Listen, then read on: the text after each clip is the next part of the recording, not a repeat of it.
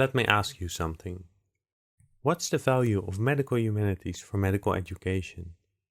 Should it be optional in medical curricula or at the center of it? My name is Mario Veen, and in this episode we will discuss the article Black, White and Grey: Student Perspectives on Medical Humanities and Medical Education. This is the 7th installment of the Philosophy in Medical Education series of the journal Teaching and Learning in Medicine. It's open access so you can read it for free. And it will also be published as a book chapter in the edited volume that Anna Cianciola and I are working on right now, which is called Helping a Field See Itself, Envisioning a Philosophy of Medical Education. The article is written by Madeleine Olding, Freya Rhodes, Phoebe Ross, Catherine McGarry and John Humm. These are 5 prospective doctors at 5 different medical schools across the UK. And in 2020 they interrupted their medical studies to complete a 1-year degree in medical humanities. Madeleine, Freya and Phoebe are with me today, as is my co-host Christine Todd. Christine is Professor of Clinical Internal Medicine and Chair at the Department of Medical Humanities at Southern Illinois School of Medicine in Springfield, Illinois. Her interests in medical humanities are narrative medicine and using the arts to develop visual literacy. Welcome everybody. Could you each just introduce yourself, say something about your background and what interests you in medical humanities so much that you wrote a paper about it? Yeah, so I'm Madeleine. I am in my final year at King's College London in the UK. I've been interested in medical humanities more or less since I went into medical school, which I know is kind of not most people's route of being interested in it, but my parents are museum directors. I've always been around history and art and things in my kind of personal life, and in my A-levels I did English literature, and so I've always been interested in medicine and how it pertains to humanities, and I think I've been really lucky in that King's, my university, are a big advocate for bringing humanities into the curriculum, and I started medical school in 2018, I think. And it was a brand new curriculum for my cohort. And part of that involved having more humanities in the curriculum. So it's kind of been something that was always there as an option for me. And whenever I had the opportunity to do sort of student selected components or picking modules, it was something that I was always interested in. And in the UK, we have this option to intercalate, whereby you can choose to do a year in a subject that's related to medicine, but it's not sort of medical practice in the same way. So your standard course is 5 years, and if you intercalate, it is 6. And I always knew I wanted to do a humanities intercalation just because of my own personal interests, and found a course at UCL, so also in London, in medical anthropology, and did that 2 or 3 years ago. So that was my first kind of proper exploration into the kind of academic side of humanities, rather than doing it as sort of small components of my medical degree. And this project and the paper that this podcast is based off sort of came from having found some like-minded friends that were also interested in this kind of thing. The idea that humanities is seen as this add-on subject, but actually it's really integral to medicine if you use the skills and the language and the history and the things that you're taught about when you do humanities degrees, like in this intercalation, and how that can impact the way that you look at clinical practice. So Freya, who will introduce herself shortly, is a friend of mine from school. We've known each other since we were 11, and we both have this kind of interest in medical humanities. And then Phoebe, who will also introduce herself, and then the further 2 authors of the piece, John and Catherine, are friends that we've made through university. They're all are interested in this kind of thing from an academic but also a clinical perspective. And we decided to write this piece because we'd really all enjoyed doing medical humanities for our intercalation and felt coming back to medicine that it was something that everyone really ought to be more exposed to. It shouldn't be something that you have to seek out. It should be something that is there from the beginning.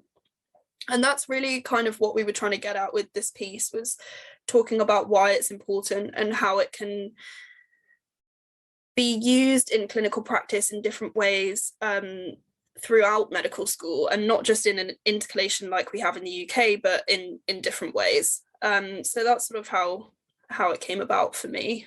And how great to be able to publish a paper with your friends. Yeah, it's been really nice doing that with friends. We would have this has all sort of been written over the pandemic, and we would sort of meet up in Zoom calls all in different places in the UK, like in the midst of lockdowns, and have this thing that we would come and talk about, which I think was a really nice outlet for all of us as we were transitioning back into clinical medicine, just to kind of keep this interest and excitement going.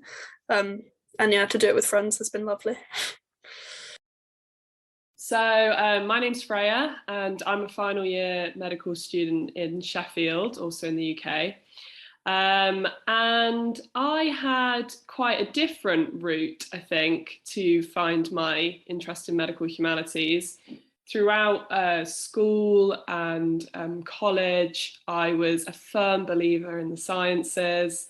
I avoided humanities where possible because I just didn't think I was any good at it.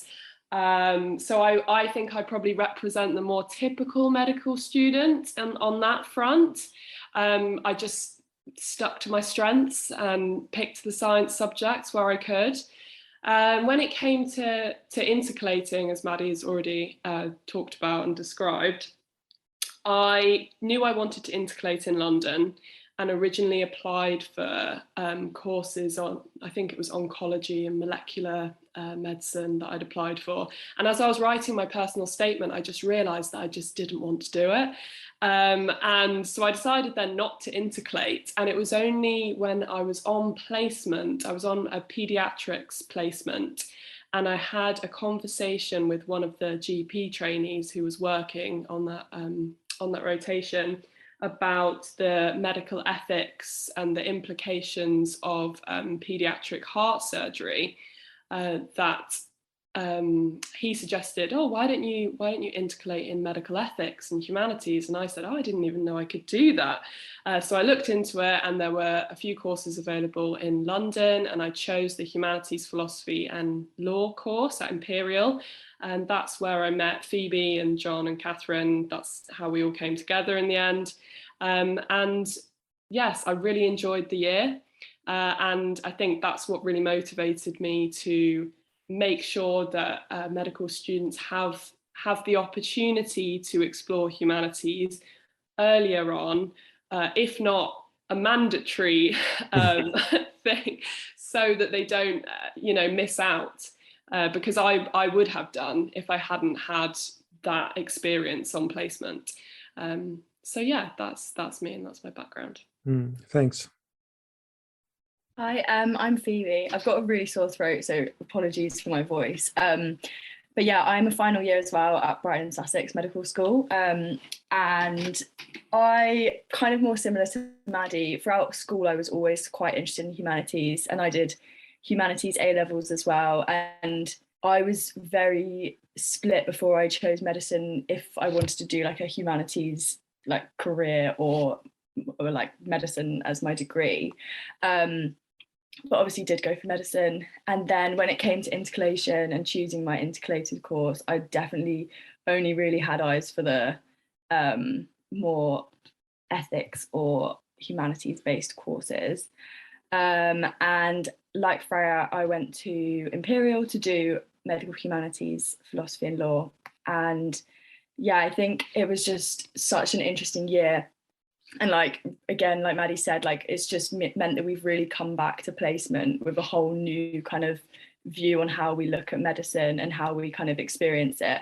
And I think like when I came back into my clinical placement, I definitely struggled with a lot of like other people around me not having the same appreciation for humanities or having the same like interest in certain things. And I think at a point when I came back to medicine, it almost put me off wanting to carry on. But I think if we have this more, like if we have this ability and this outlet to talk about medical humanities things, it just like makes it so much more interesting and so much more meaningful to practice medicine.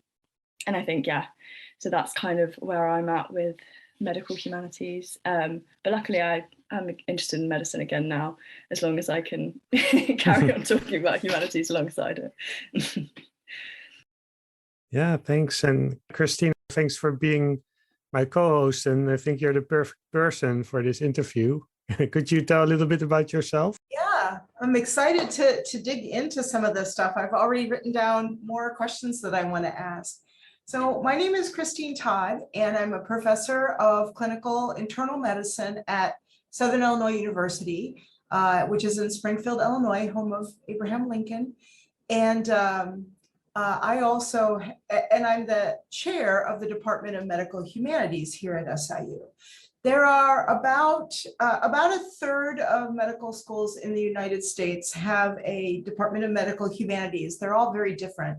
Some are very law and policy focused, some are very bioethics focused, some are quite focused on narrative medicine.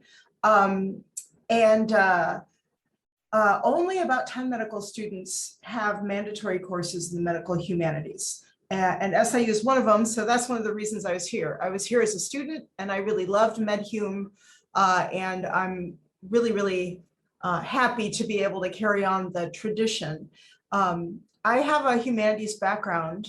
I went to college intending to go to medical school eventually, but I kind of wanted to leave becoming a doctor to medical school. And so I pursued a degree in English literature. I was in the creative writing program at the University of Chicago, but I also became sidetracked by a real interest in diaries. Diaries are this fascinating place where people figure out how they want to present what actually happened to them to some imagined posterity.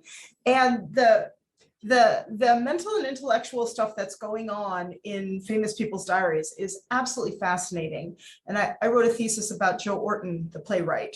His diaries are extremely fascinating and sort of semi-absurd, just like his playwriting. So that was the state in which I arrived at medical school and was confronted with head and neck anatomy. And I was like, uh-oh, I wonder if I'm supposed to be able to do this, but I made it. And had some of the same experiences of sometimes feeling like I really felt deep into the tradition of medicine because of my sort of additional understanding, especially around narratives. And sometimes I felt very apart or even ostracized from the medical culture because of that same understanding. So that's very interesting. And I loved your article, and I'm really excited to talk to you today. I think that you give voice to something a lot of students think about in medical school, which is this the experience that I thought I was going to have? Is this the experience that's going to make me the best doctor? And is this the experience that is letting me bring my entire authentic self into this profession? And if it isn't quite, then how are we going to make it so? And I think the argument that the integration of medical humanities is a much needed dimension.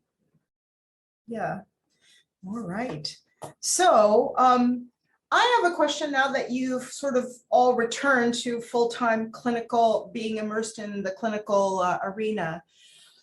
Can you tell me about some of the moments that you've had where you're like, this is the perfect time when I can really show that this is biomedical meets humanities, and it's both that are allowing me to provide a healing experience for this patient? How has it worked out now that you have additional knowledge in this area? I think there's certainly been quite a few instances where I've had that, but I'm currently on a placement in psychiatric intensive care. And so my intercalation is in anthropology. So I did a year of anthropology. And one of the big things in anthropology, obviously by the nature of the subject, is about looking at different cultures and understanding how your own culture is brought forward to any interaction, but also understanding how that differs from someone else, and that kind of thing, and being able to recognize yourself as a separate agent to the person in front of you.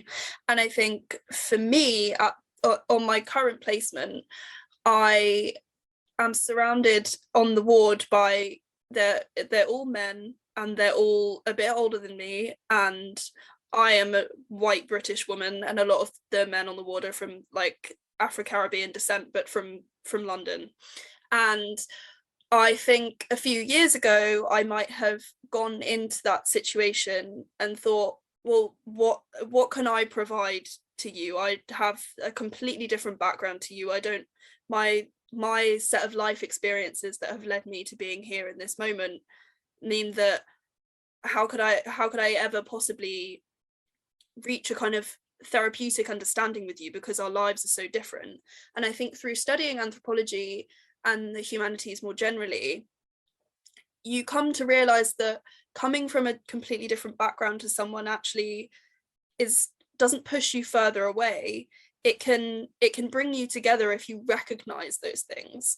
So the placement that I'm on, a lot of the people are really, really unwell because it's psychiatric intensive care, and have all these different experiences that I can't relate to because I haven't been through them, but I am more able to recognize the things that I have been through and the experiences that I've had at medical school and through the humanities and things, to be more informed about the way that I talk to people. So that's kind of one that's ongoing at the moment. That's my current placement. But I think way back before having done this year of intercalation, the one of the moments that sticks out to me where I thought, yeah, this is exactly why medical humanities is important, was we had a series of lectures about HIV, and obviously a lot of it was to do with the virology and the drugs and all of these different things that we now have as treatments.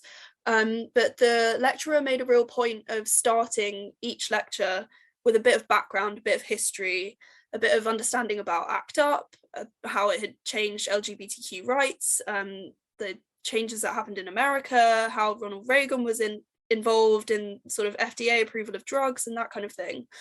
And it really just hit home that as a doctor or as any kind of medical professional, you have all of this knowledge imparted on you, but there's been a million steps before it came to be that are actually really important to be aware of, not necessarily for everything, but particularly in HIV or those diseases or illnesses that often affect more marginalized communities. It's so important to recognize the history and the context of these things, and how that pertains to how we look at them now. So that was like before having really studied anything that much, and then doing anthropology for the year and then coming back to clinical practice. I think I'm constantly reminded of that when I meet a patient, whether they're from a similar demographic or a completely different demographic, or I know that they have an illness such as HIV that is traditionally stigmatized, or something like a broken leg that isn't. It just makes you aware of what's going on and the context of each of these clinical encounters. And it does change your clinical practice. I think you're just thinking a lot more all the time about, okay, where do I fit into this, and where does the patient's narrative fit into this, and where does the kind of historical and social context fit into this as well. And I feel like it helps you become unstuck in those areas where the biomedical approach only gets you so far. Yeah. And you realize that accurate diagnosis and treatment is not the whole of the experience that the patient needs. Mm-hmm. There's a cultural, there is a historical, there is a economic narrative that's also going on, and you have to know something about that, or you can't get somewhere with the patient. Exactly. And I think in all of medicine, but particularly obviously I'm on a psychiatry placement at the moment, we have these tick boxes and guidelines and things that you take a history, you do a set of bloods, you find out what's going on, you form your differential diagnosis, and you have a very clear management plan according to the books. But that's not real life, and that rarely ever pans out that way with a real person in front of you. Particularly in psychiatry, I mean, obviously on a psychiatric intensive care unit, a lot of these patients don't have capacity to make decisions about their care, or they don't have insight into the fact that they're unwell. But even on a sort of lesser scale, sometimes you offer a treatment plan to a patient that you think is, of course they're going to want that, and they don't for whatever reason. And being able to appreciate that that is okay and there are reasons for that is something that I think the humanities is really good at tackling. Can I just add something to that as well? I think that those are all really good things about having this awareness. I think sometimes though there's kind of not negatives, but it makes you realize that you can't, in a system such as the NHS, which is resource limited, you can't always give the thing that you want to give.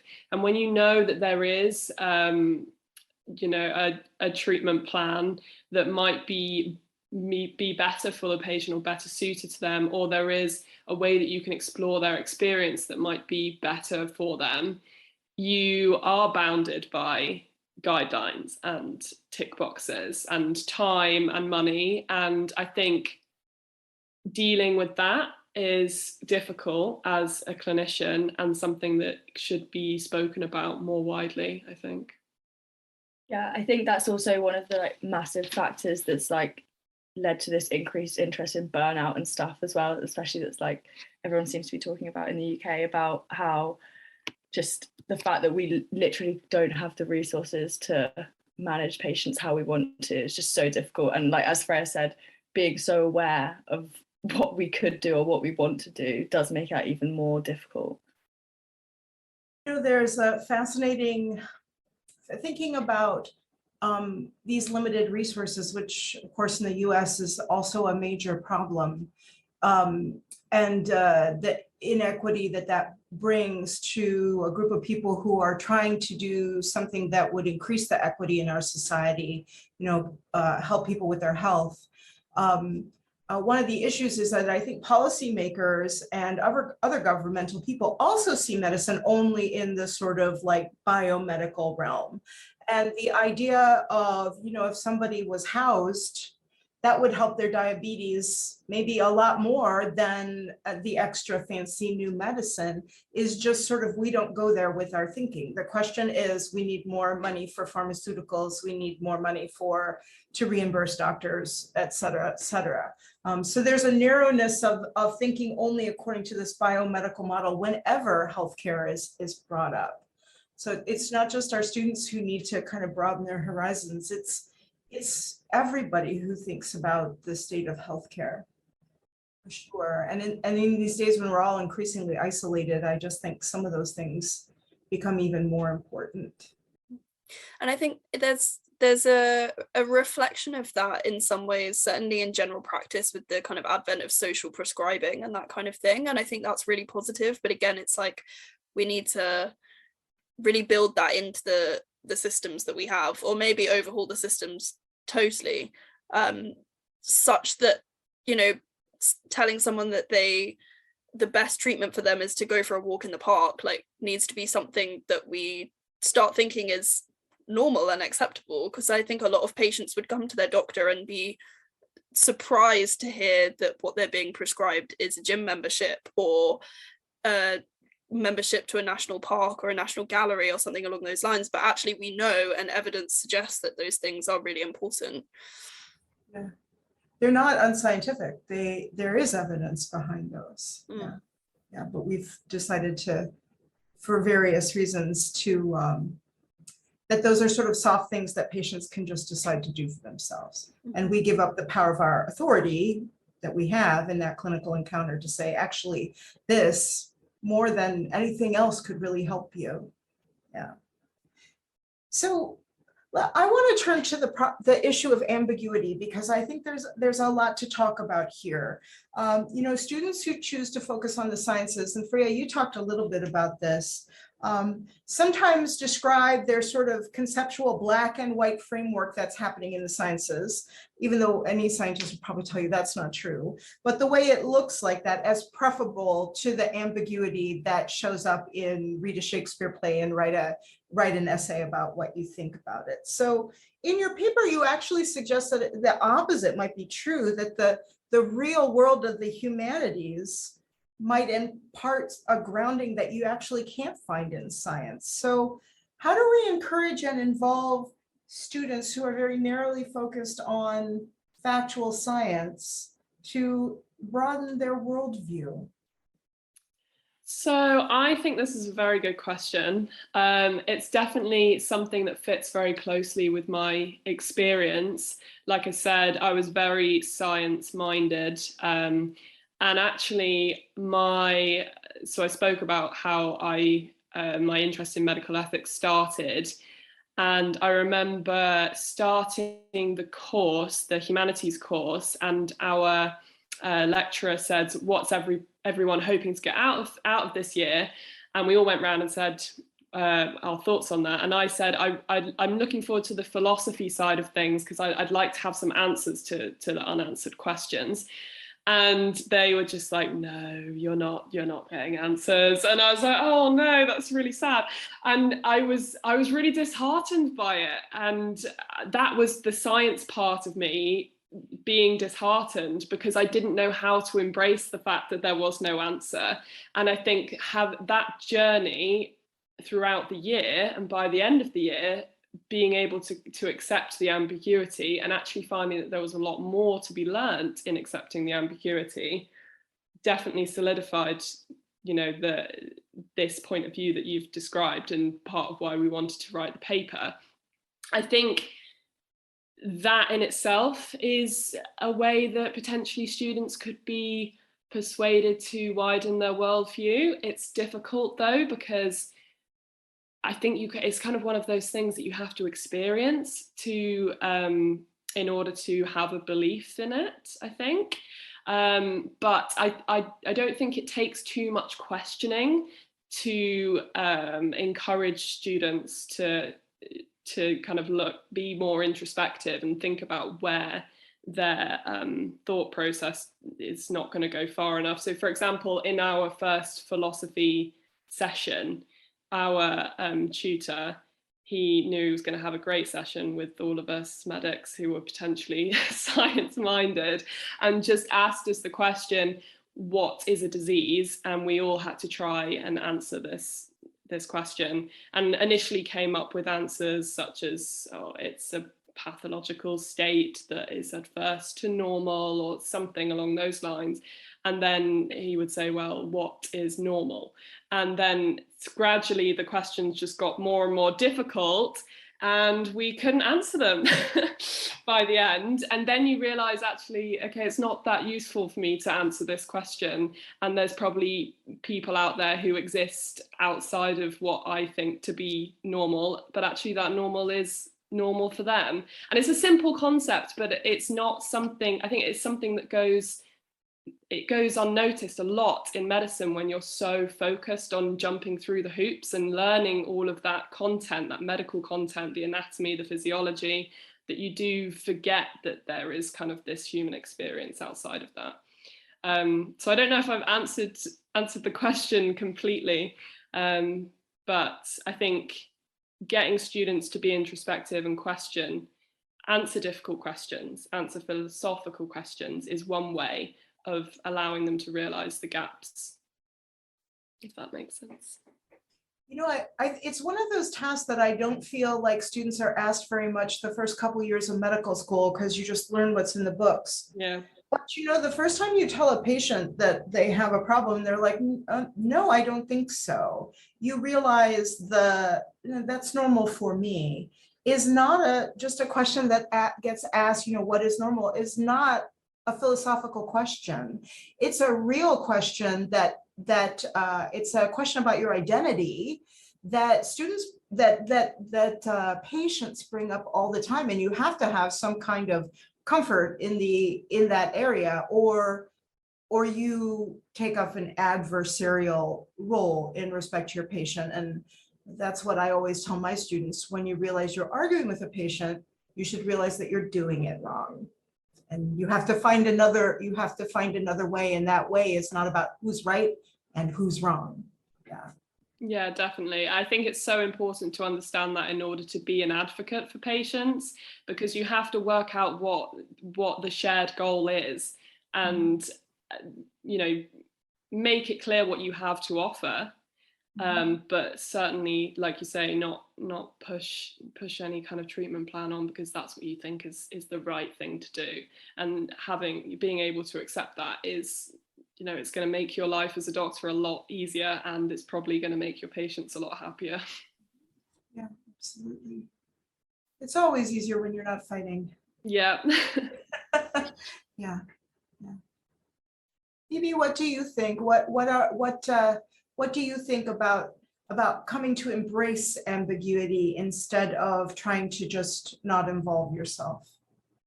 Yeah, well, I think obviously it's something that is just so important, and I think trying to put patients into boxes can be so harmful for so many different ways, especially with patients who aren't necessarily the classic presentation of something, or we're taught so much at medical school about the classic presentation of these things, but actually they only really reflect either men or white people so much of the time, and then marginalized groups end up kind of not fitting that presentation, and therefore not kind of being diagnosed or managed in a way that's going to be really beneficial for them. So I think removing these preconceived ideas of a binary in medicine is just kind of so important to again advocate for your patients and be able to reach a treatment that's going to actually help them, or a diagnosis that actually fits their presentation.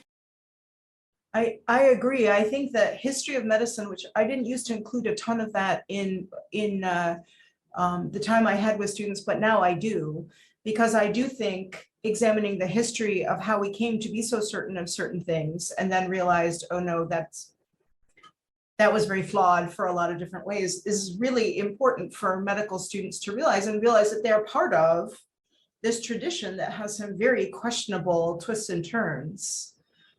Yeah, I think being aware of the way we came to certain practices, and the way that, some medical discoveries, although are amazing, the discovery of them in the first place meant so much harm for so many different groups. It's just so important to actually use those on a day-to-day basis and kind of work in those fields, as opposed to just going along with it and not having any idea of how these things came to be.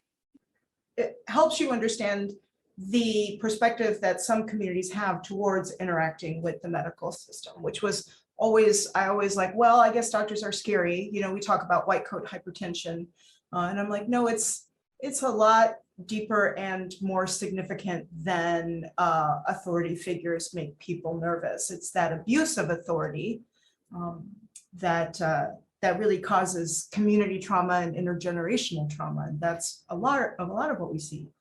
So I have a couple questions. One is about anthropology, and the other is kind of more about artsy humanities. But how can we connect the study of things like anthropology and history to some of the things that are really kind of important in med ed today? Things like cultural humility, allyship, critical thinking. How do we tie those together? So I think anthropology is a really good basis from which to tackle all of those things. I think so. I first came across the concept of cultural humility actually not too long ago, when I first had the sort of medical school training on culture and how that impacts patients. It was still very much under the guise of cultural competence, which I think in the last few years we've sort of moved on from. But I was in a talk by Dr. Kate Nambiar, who is a sexual health doctor who specializes in trans and gender diverse healthcare.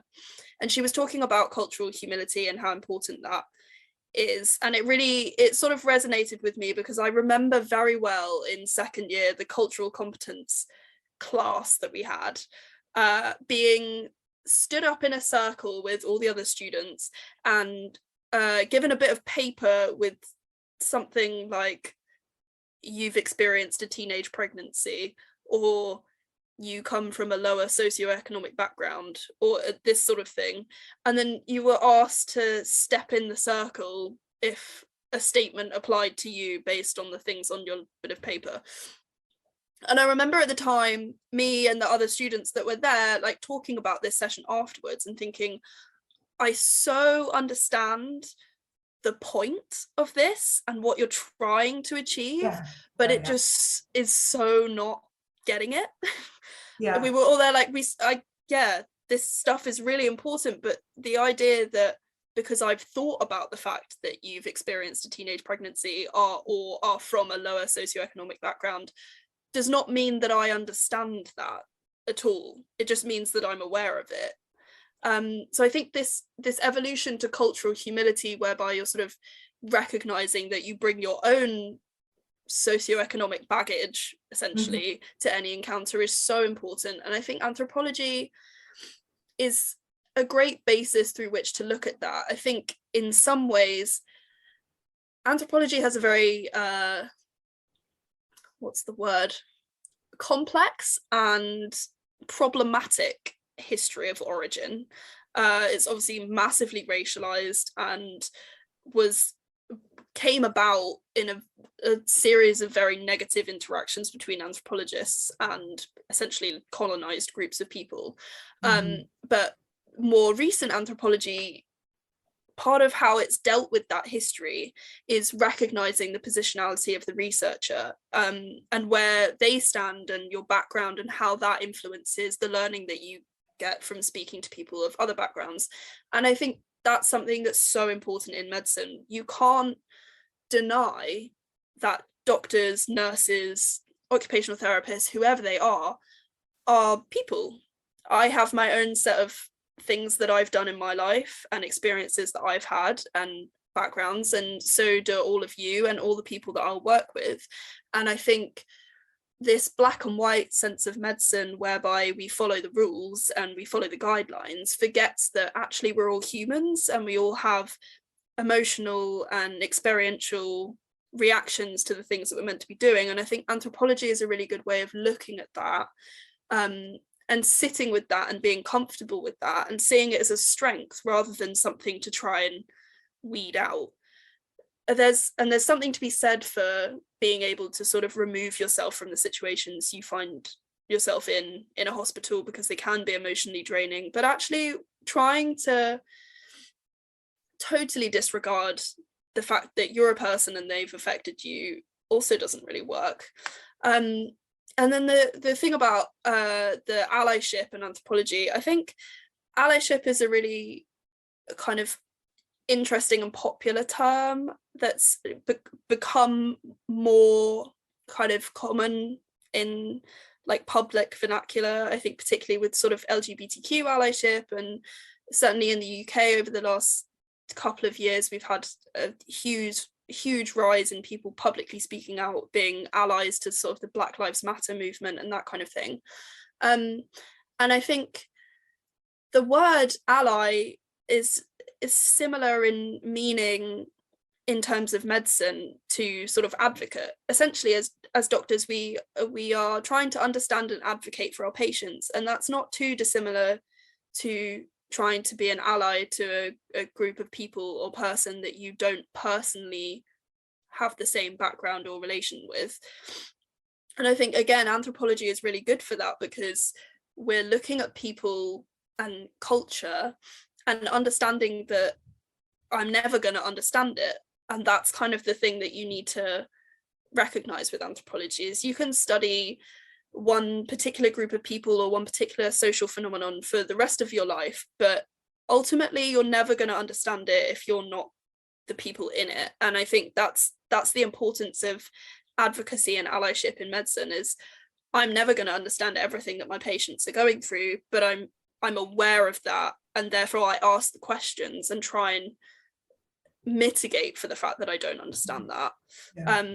So anthropology, it does allow us to understand these concepts a bit better. And I think thinking back to the sort of second year university workshop where we were all stood in this circle saying, you know, I have alcohol addiction issues, or I've had a teenage pregnancy, and we were all sort of thinking like, I really want this to be helping, but I'm not sure if it is. I think if perhaps we'd thought more about it in terms of where we'd come from and the fact that we are people bringing our own experiences to medicine, maybe that would have been more helpful. So yeah, there's so much in anthropology that's important in medicine. I say that because I've done a degree in it, so I obviously care about it a lot, but I think you can't remove medicine from culture, and you can't remove culture from medicine, and so they are kind of totally intertwined. So Phoebe and Freya, I'm wondering about your experiences, particularly with philosophy and medical ethics, because those are two things that strike me that as soon as you get into the clinical realm, all bets are off. My students often say, well, I know the right answer to this ethical question, but then I also know what is actually going to happen in the hospital, and they're not the same things, and I'm not 100% sure why. What do you think the through line is from the sort of pure study of ethics and philosophy, and how it can apply in the medical context? So I think about this quite a lot because I'm interested in the teaching of medical ethics, particularly to undergraduates at medical school. And I recently have been part of a working group that is got colleagues from the General Medical Council and Medical Schools Council and various academics in the UK that teach medical ethics to medical students. And we've all kind of collectively come together based on the fact that we don't think it's working very well. And we think that teaching medical ethics in the sense of, you know, the theoretical medical ethics, the four principles and consequentialism and utilitarianism, those kind of theories, they're the things that you're taught at medical school, and they seem really abstract. And yeah, okay, you might be someone that's interested in that. I personally was someone that was interested in that, and that kind of sparked my interest a little bit more further down the line. But you might just be someone that sees that as another part of medical school, another bit of content that I have to learn to pass my exam, because it might come up in one or two questions. But realistically, if there are two ethics questions in your exam, you could get the wrong answer to both of them and still pass the exam. And are we okay with that? Does that mean that we're not producing ethical doctors? Actually, probably not, because the questions don't tell you whether you're an ethical doctor. It just tells you whether you have revised the theory. So there's definitely an issue with the way that we teach medical ethics and the way that students take it on board and actually use it in practice. And we've spoken a lot in this working group about how we can improve things, certainly in terms of assessment. And one of the things that I personally am a big advocate for is reflective practice, because I think that it grounds the theories that you have learned in your own experience, and you understand the way that they might work a lot better because of that. And you can understand it not just in the context of what is the right answer, like you said, but actually what is the most realistic thing and what am I actually going to do. So for example, I was having a conversation with one of the foundation doctors who is working as part of the working group as well, and she said that she's working on a vascular ward at the moment. She keeps being asked to do group and save blood tests for patients before they go to surgery, so that they can potentially be given blood if they need blood during surgery. And the hospital policy is that 2 different people take 2 different samples at 2 different times. But actually that never happens. And she was kind of reluctant to admit that, but it just never happens. And if you, as a doctor, kind of refuse to take the 2 different samples, or refuse to sign a sample that's perhaps somebody else has taken, then you might be seen as difficult. So in the exam, obviously the answer is to prioritise patient safety and stick to hospital policy. But actually, if you take 2 samples, you've then got to go and bleed the patient twice, that's uncomfortable for them. It might affect your relationships with your colleagues, and that is a lot more important than we give credit, I think, in medical school, because it is really hard, like talking about background as well.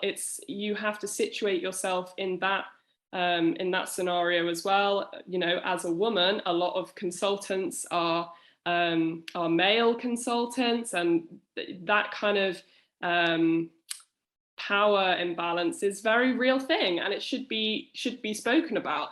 And I think that you know, the kind of ethical implications that go unnoticed and aren't talked about are important, and something that we should get into teaching. You know, that's something that we can get into teaching a lot better with reflective practice. So, for example, asking a student to write a reflective report or share a reflective report verbally, using some of the theories that we might have taught them, so potentially an ethical framework, and say, did this framework work for me in this scenario? If it did, this is how, and if it didn't, this is how, and maybe there's another framework that would work better. So you're actually critiquing the theory at the same time, and I think that gives you a much better understanding of where the ethics has come from, but actually how it's going to work in real life and how it's going to prepare you to make decisions as a doctor. So it's that application. Yeah. There's still integrity around how that happens. It doesn't mean like you learn it from a book here and they just abandon that over here. Yeah. There's an intellectual process in making that transition that's important. Yeah, and I think it's a lot harder as well than people think, and there isn't a right answer. There certainly seems like there's a right answer when you posit the dilemma as a question, and there's multiple choice. But that it's never the case in real life. There's never a right answer. And actually, the whole point of being in an ethical dilemma is that you're going to come out of it feeling like you've done the wrong thing, because there's going to be good and bad on both sides. Yeah. I do sometimes, when we have the parts of our course that are about ethics, sometimes see some of the students in our audience wake up, because they're like, now we're going to talk about right and wrong, finally. And then when we get around to that, it's really about picking out the issues and then sort of prioritizing them, because some of them are opposite. So you're going to have to say, in this case, I really think autonomy is at the top here for me. Here's why, blah, blah, blah. But there's tons of ambiguity and different people see it different ways. And then they're like slumped down again. No, there isn't a right and wrong. Yeah, that was me. That was completely me when I started out, because I wanted the tools I just wanted to feed in any situation into the toolkit and come out with this answer, but it's not possible, sadly. There's an exam as well that we have to do in final year that the three of us have just sat, called the situational judgment test, and it is essentially like these basically scenarios, and you have to prioritize what's the most important thing to do in each scenario. And revising for that was just so painful, because it's just so learning a list of what the people setting the exam think is the most important thing to do, and remembering that this one always comes before this one in order to get the right answer in the exam. And obviously it's just so not real life, and so just doesn't reflect normal clinical practice at all. And I think that's really frustrating, because that's them kind of trying to test, are we good ethical doctors? But it's just such a flawed system in trying to assess that, and I just don't think there's not really an amazing way to assess that based on just like a multiple choice question. I think it's never going to work. No, this is sort of, maybe this can be my final question for you guys, but you know, one of the reasons I think that humanities is not explored that much in medical school is because how you assess it in a totally objective way is what it all somehow comes down to. The answer of, you know, do we really need to assess it? Do we need to assess it completely objectively? Is really tied to, well, then we can't have a lot of space for it in our curriculum. So what do you guys think about that? How can you tell when someone gets it in this arena? And how do you think this should be assessed in students? There's something we spent a long time talking about as we were putting together our piece, and we haven't really come to any kind of sort of conclusion at all, because it's really hard, and because often, and this is something that we explore sort of within the article, at medical school, when you have teaching about humanities, it's often interested medics or interested doctors or clinicians teaching the humanities side of things, and therefore, and very understandably, sort of borrowing these ideas from the humanities, but not necessarily it being completely fully integrated, and it being, you know, a historian giving you history lectures and a historian designing the curriculum, or, you know, a professor in English literature delivering a seminar and leading a discussion about something. So I think I mean, I don't know about the other two, whether you have any kind of like clear answer, but I think certainly the route into it, I think in my mind, is to try and be as interdisciplinary as possible. I think the idea that medicine and the humanities are these sort of distinct worlds that are really far apart and should be kept far apart is a flaw in the way that we approach it, and actually getting insight from people that work in and study in the humanities and how they might think it is best done in medicine, I think would be a really good way to start thinking about it, because we can hypothesize as medics or medical students or whoever we are as much as we like about the best way to do it, but actually if we're looking at humanities and how we bring that into medicine, maybe we should be looking to the humanities for those answers more than looking sort of within ourselves. Yeah, I think it's often just so clunky the way that it's kind of intersected together, and I just think that when we did our course in London, there was just they taught us in so many ways that were just so different, and like we were taken to museums and, you know, taken to art galleries and taught about people who, like Monet, having cataracts by like looking at the like evolution of his paintings, and how that can teach us about how to remember things about cataracts, or how to kind of see the humanity and the like real person behind a disease.